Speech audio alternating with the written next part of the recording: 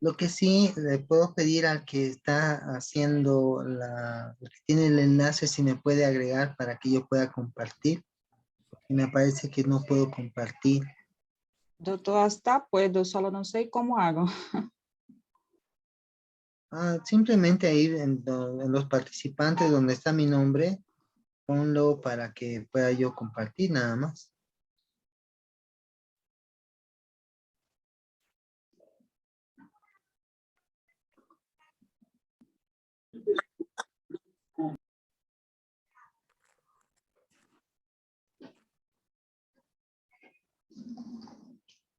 Bueno, está en inglés, voy a mandar una foto y me dices dónde, en cuál de ellos debo hacer clic. Bueno.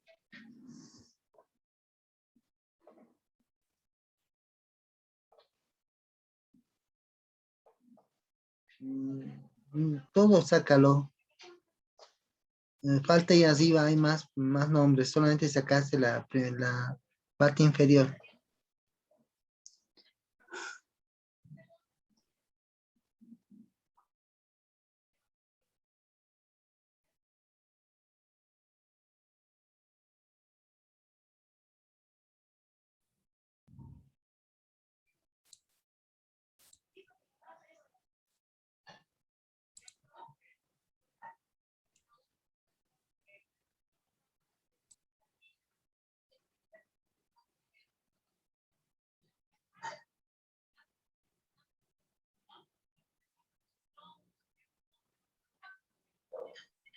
¿Pudiste?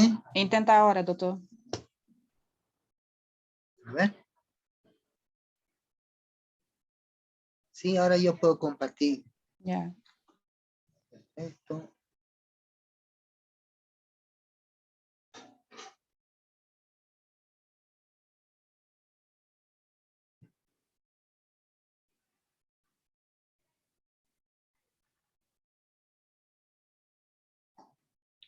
Bien, ¿todos ven mi pantalla? Sí, doctor. Bueno, ¿cuántos son en su grupo?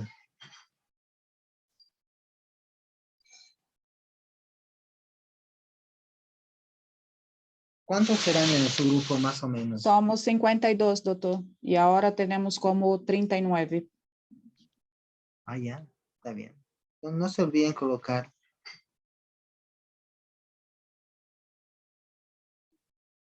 Bien.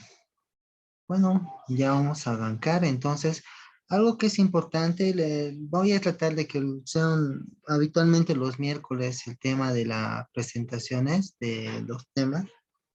Voy a pasarles un temario y lo que avancemos también para que el examen cuando den no tengamos ningún problema.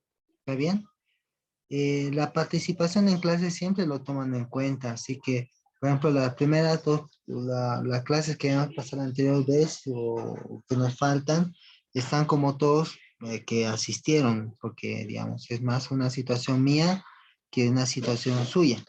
Pero las que pasemos, les pido que por favor, así como han colocado en el chat, sus nombres, entonces vamos a tratar de hacer y compártanlos en el grupo después para que después yo los revise y pueda ver. Obviamente voy a revisar, así como dice acá Alan Ali, entonces obviamente va a salir clarito que nadie más coloque otro su nombre, ¿no? De otras personas. ¿Ya? Entonces para que lo tengan en cuenta en relación a eh, a la asistencia. ¿Me escuchan bien, no, doctores? Sí, doctor. Sí, doctor, se escucha. Bueno, muy bien. Vamos a empezar. Algo que es bien importante en neurología, fuera de la anatomía y la fisiología, que eso han avanzado ustedes en primer año con anatomía, después en los siguientes semestres, es el tema del examen neurológico. Esto también a llevar en semiología, pero es importante detallar de que es el pilar importante para que puedan llegar a una aproximación diagnóstica. Es amplio el tema del examen neurológico y la historia clínica, pero es importante para que puedan iniciar sus prácticas, ¿ya? En el examen neurológico es una evaluación que es integral y funcional del sistema nervioso, hay que ver. Y son pruebas que hay que realizar para poder mapear. Lo que se hace es hacer un mapeo de las funciones cerebrales que uno tiene. Obviamente, el cerebro es mucho más complejo y más difícil de entender. Bueno, entonces hay que hacer un entrenamiento, sí, después siempre hay que ser sistemático y hay que hacerlo en un orden y un programa y lo más completo que se pueda, obviamente focalizando algunas áreas que sean déficits. Por ejemplo, si tiene una debilidad en el brazo, pues enfocarse qué parte de la debilidad es, si es proximal o distal. Y por parte del paciente puede ser tanto de manera pasiva como activa. ¿Qué quiere decir? Que, por ejemplo, ¿a qué llamo pasiva? Por ejemplo, el paciente en coma. El paciente en coma él no te va a colaborar nada. Entonces, tú a través de tu examen neurológico vas a poder tratar de identificar dónde existe alguna alteración o signos neurológicos que puedan explicar el por qué está en coma.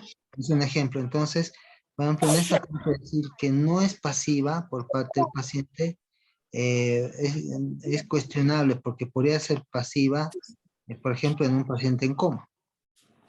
Aunque la queja principal sea el neurológico, algunos tienen sus audios. Gabriela, tu áudio.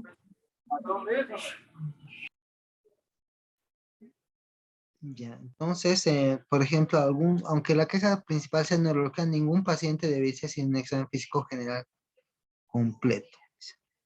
O sea, esto es real que en el sentido de que a todos hay que revisar de la parte neurológica, más si consulta por una patología neurológica, obviamente.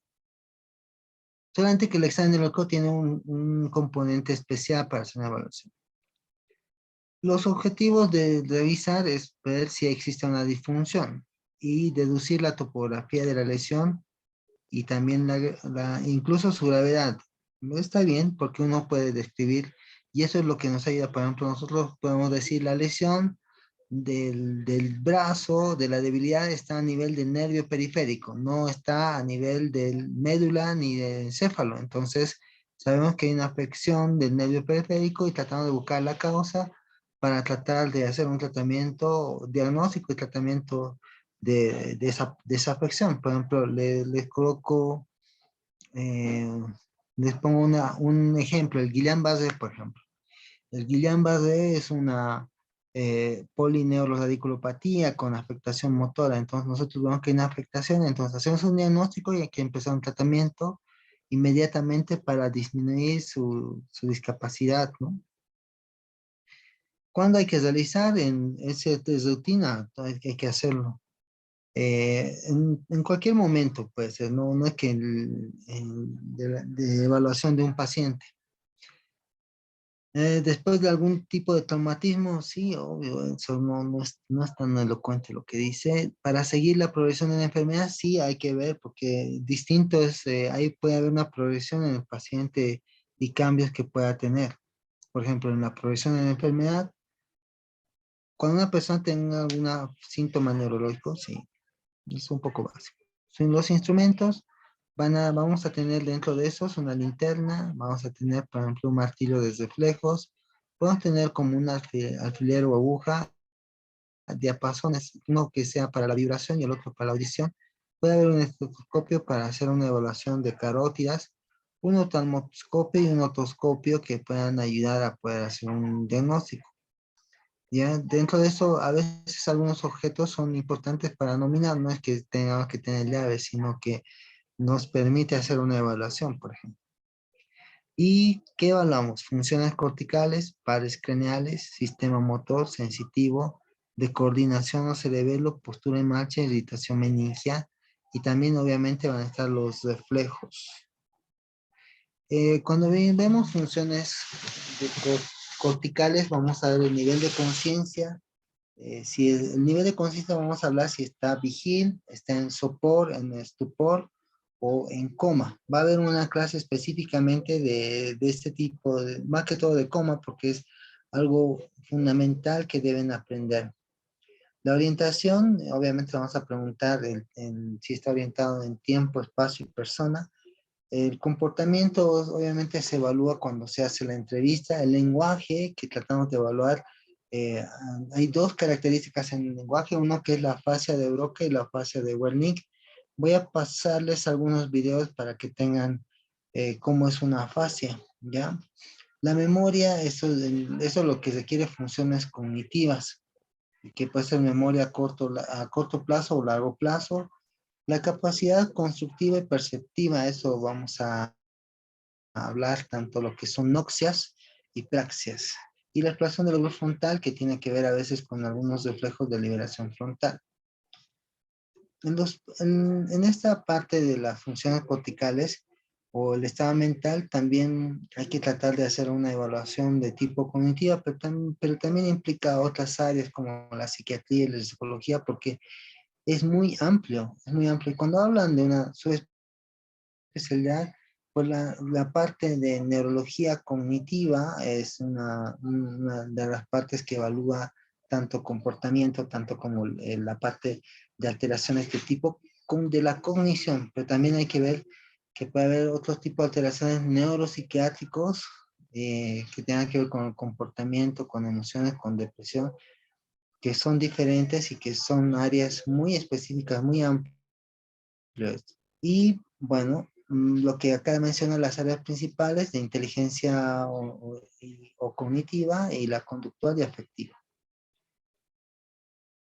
Bien, el nivel de conciencia que hemos hablado, ver si el paciente está despierto. Cuando vemos que este paciente está despierto, llamamos alerta o vigilia. Ya, entonces eso es algo que tengo que tener. Pero el nivel de conciencia es la capacidad que tiene la persona de comunicar, de tener conocimiento de su medio externo e interno, a través de los sentidos con el medio externo. Ustedes, por ejemplo, ahora están conectados a través de la computadora y escuchan a través de los sentidos y están conectados con este entorno y esta clase. Pero ustedes mismos pueden saber que quieren ir al baño, que quieren orinar, que tienen hambre o que tienen dolor. Ese es su interno, su conciencia propia interna, del cual les permite tener noción de su cuerpo, ¿ya? Entonces hay que tomar en cuenta que la disminución del estado de conciencia vamos a llamar en sopor o somnolencia, estupor y coma, ya sea superficial y coma profundo.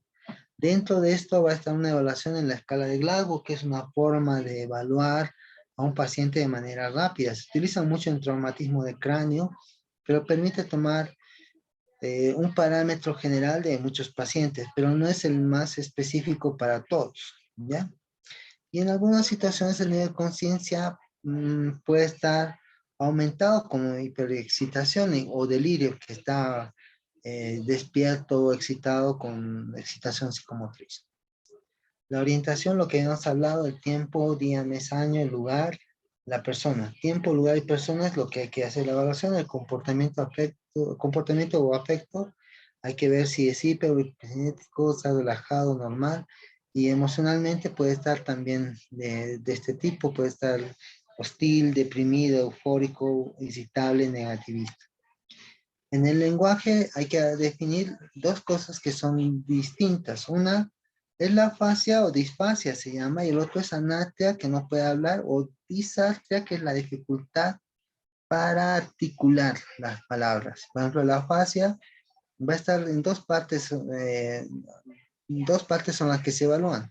Uno que es a nivel frontal, que es el área de Broca, y el otro el área de Wernicke a nivel temporal, en el lóbulo temporal, en la circunvolución superior de la cara externa.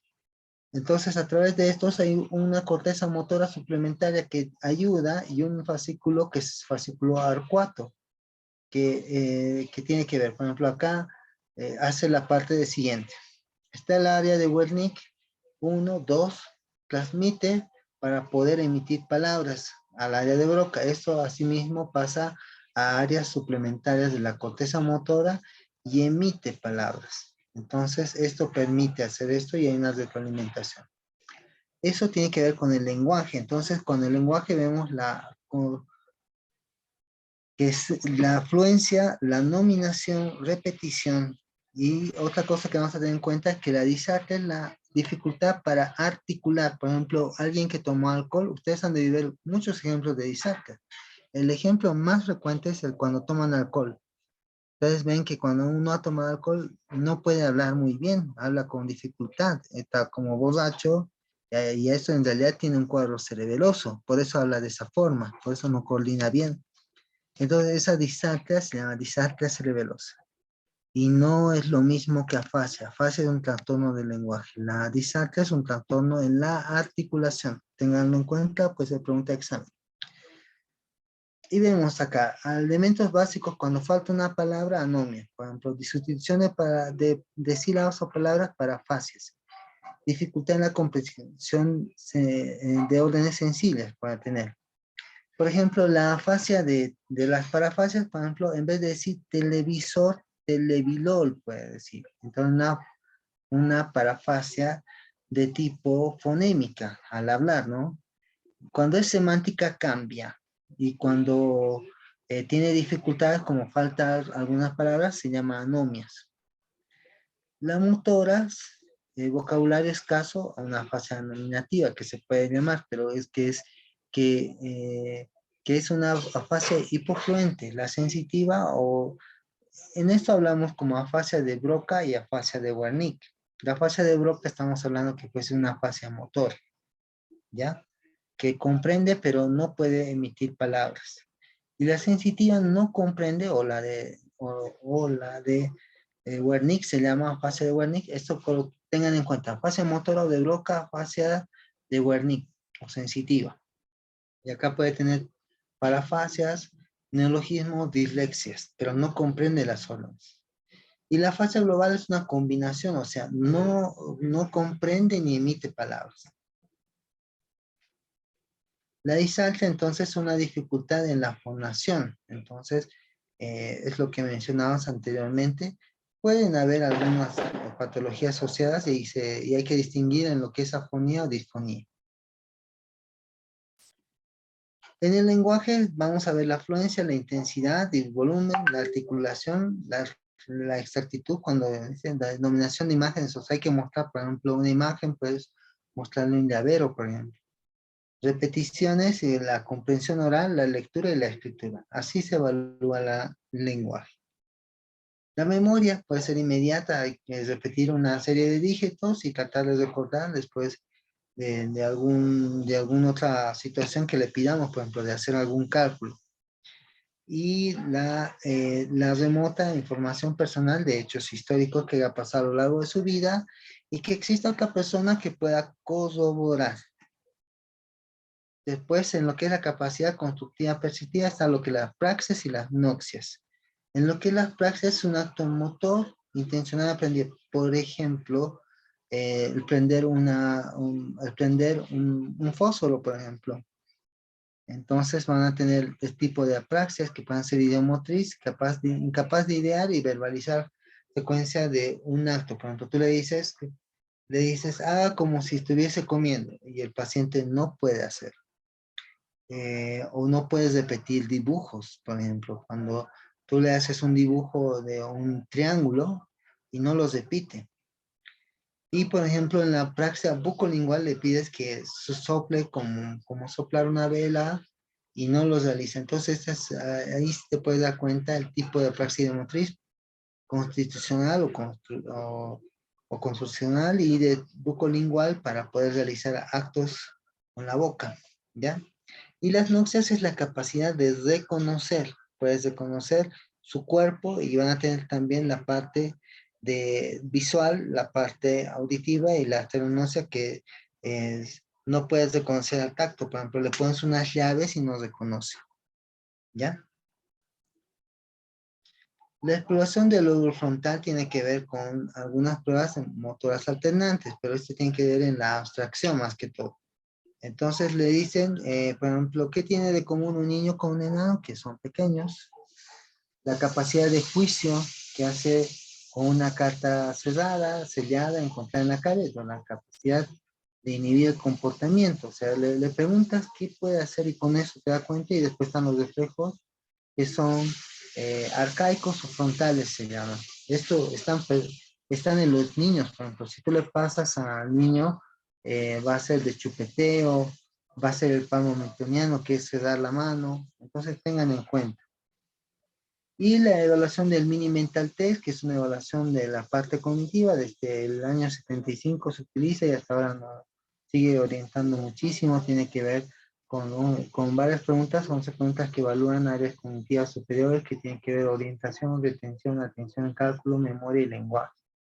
Fuera de eso también existen otros parámetros importantes para evaluar. Eso nos permite evaluar, por ejemplo, alteraciones como Alzheimer. Posteriormente, las funciones corticales están los pares craneales. Los pares craneales, el número de 12, que yo pienso que el octavo par tiene, que es el vestíbulo coclear, son núcleos diferentes, son funciones diferentes, deberían ser por separados, pero están unidos. Los primer y segundo se toman como prolongaciones del sistema nervioso central. Los otros sí nacen desde el tronco del encéfalo y a medida que descienden se van nominando de acuerdo a su salida, ¿no? Más que todo de origen aparente. Bien, entonces la forma de evaluar va a ser con el primer par, el olfatorio, con percepción de olores. Hay que hacer con que no sean olores irritantes. Y obviamente no es muy habitual, pero por ejemplo por el COVID había personas que no podían realizar, habían perdido el gusto y el olfato. Entonces, algo a considerar. Después, en la parte del segundo par, se evalúa agudeza visual, visión en colores, campimetría, que es por confrontación, y también el fondo de ojo. Esa es la evaluación que se realiza del segundo par. El tercer, cuarto y sexto par se realiza con movimientos oculares conjugados, que son extrínsecos. Entonces, en forma de H hay que revisar y ver que ambos sean simétricos. La alteración obviamente va a generar diplopía, ¿ya? Y fuera de eso también se evalúan los reflejos pupilares. El quinto par tiene rama tanto motora como sensitiva, como también a nivel de la lengua, ¿ya? Y va a participar en lo que son los reflejos corneal y mentoniano, va a estar presente, ¿ya? Entonces vean que hay que evaluar por ramas, la rama oftálmica, la rama maxilar superior y maxilar inferior. Y obviamente la parte motora hay que ver con que abra o cierre la boca y lateralice con los pterigoideos y también los maceteros y temporales. El séptimo par tiene también funciones tanto motoras como también sensoriales. Tiene que ver con el gusto de los 2/3 anteriores de la lengua y tiene una parte sensitiva en la parte del pabellón auricular. Y lo que hay que hacer es pedirle que pueda cerrar los ojos, que pueda levantar las cejas, fruncir el ceño y hacer sonrisa y obviamente silbar. El octavo par tiene dos partes, una parte coclear que se llama función auditiva, se puede hacer susurrar o chasquido con los dedos, y hay las pruebas de Weber, de Rine y las pruebas de Schwartz, que eso nos permite, digamos, hacer una evaluación para si la alteración es neurosensorial o no. Y la función vestibular se evalúa, por ejemplo, la prueba de Dirk-Hartwig cuando hay vértigo, para tratar de inducicia y vértigo paroxítico posicional benigno. Están el Babinski Wave, el Utenberg, que no están nominados acá. El 9 y el 10, los pares van a tener los reflejos faríngeo palatino, y se dice A para la expulsión del velo del paladar y para el reflejo nauseoso. El sexto, el espinal, perdón, tiene que ver con el trapecio y la fuerza del músculo esternocleidomastoideo. El 12º par tiene que ver con la parte de la lengua y hay que ver también si no hay atrofias, fasciculaciones y movimientos. Sistema motor, hay que ver el tono, el trofismo, la fuerza, los reflejos miostáticos profundos y superficiales y movimientos anormales que puedan tener. En esto hay que tratar de ver, fíjense, por ejemplo, acá es un bíceps normal y hay una atrofia, y la atrofia a veces habla de una alteración motora de segunda motoneurona.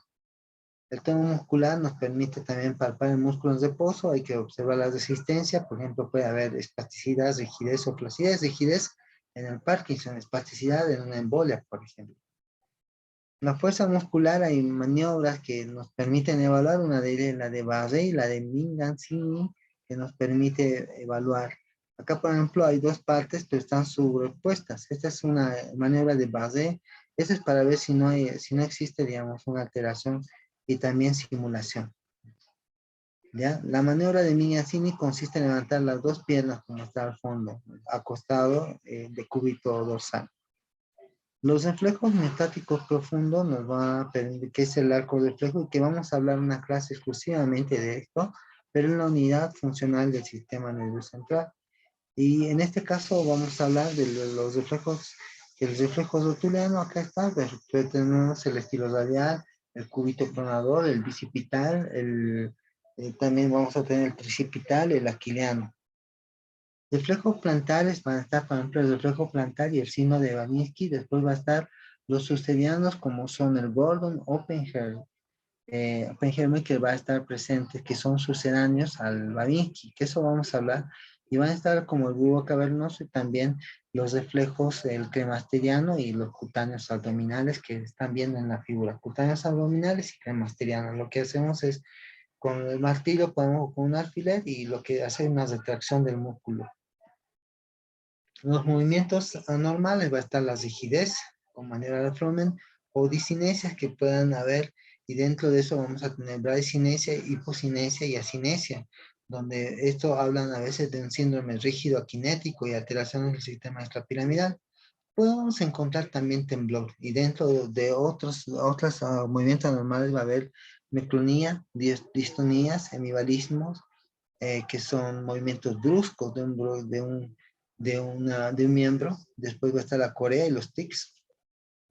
El sistema sensitivo, vamos a hablar de una sensibilidad tanto superficial, que hablamos como es heteroefectiva, y la sensibilidad proprioceptiva, que es profunda, y una sensibilidad cortical o coordinada, que es que llamamos combinada. Cuando hablamos de la parte de la sensibilidad superficial, vamos a tratar de evaluar, digamos, a través de los dermatomas que nos van a permitir evaluar, y obviamente también va a haber una sensibilidad muy específica que sea a nivel cortical, como en el homúnculo, ¿ya? Dentro de eso está la sensibilidad superficial, la protopática, después la termoalgésica, donde va a haber dolor y temperaturas alterados. Entonces tengan en cuenta eso. Y la profunda tiene que ver con lo que significa la parte de presión, posición y vibración. Y la combinada tiene que ver con la parte de esterognosia, de ver unos minutos. Bueno, y la grafoestesia y doble estimulación. El cerebelo, dismetrías y diacocinesias van a estar presentes. Dentro de esas por ejemplo, vamos a tener las pruebas de talón, o sea, talón rodilla e índice nariz, que nos van a permitir, y obviamente la marcha que vamos a tratar de hacer. Las maniobras de Zomberg no es específico de cerebelo, pero puede ayudar. Después la ecocinesia con la marioneta, pruebas de las marionetas. Y obviamente postura y marcha para ver, en esto se ve mucho tipo de patologías de parkinsoniano, cerebelo, de hemiparesias. Claramente uno logra diferenciar. Esta es la parte de la postura. Esta es la maniobra de Zomberg, que te permite evaluar la tanto función coclear, visual y también propioceptiva. Y la marcha, obviamente, como les decía, hay que tratar de ver cómo el paciente tiene la postura, la capacidad. En esto también se logra ver si logra levantarse, si los giros, y también ver la base de sustentación, si no lo amplía o no, y el braceo. Tipos de marchas: la hemipléjica, la tabética, parkinsiana y plástica. Voy a tratar de buscarles imágenes y dibujos para mostrarles. Y la última es la irritación meningial, donde vamos a tratar de ver si hay signos de rigidez de nuca, Kerning o Brustinski. Acá vemos la rigidez de nuca y posteriormente el signo de Kerning, que trata de levantar y hace una flexión.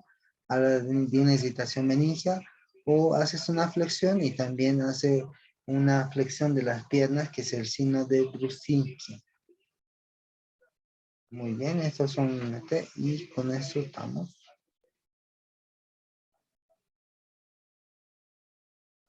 Bueno, por ahora hemos hecho una clase corta, doctores. Entonces vamos a estar en contacto. Les voy a pasar de dónde van a estudiar y vamos a tratar de aclarar. Les voy a decir también cuál va a ser el temario. Dentro del temario también vamos a hablar de lo que es neurocovid, porque es algo muy frecuente que está pasando actualmente y creo que es muy importante. ¿Alguna duda o pregunta que tengan, doctores? Les voy a pasar este enlace ahora de esta clase que me ha parecido bien porque no tengo mis diapositivas, pero que de acá vamos a sacar el examen. Así que les estoy pasando este enlace para que lo tengan. Bueno, doctores. Está bien, doctor. Bueno, doctores, espero que estén muy bien y vamos a estar en contacto ya con más material para poder avanzar mejor. ¿Listo? Les mando un saludo. Buenas noches. Hasta luego, Buenas doctor. noches. Buenas noches, Doctor, doctor. gracias. Buenas noches. Buenas noches.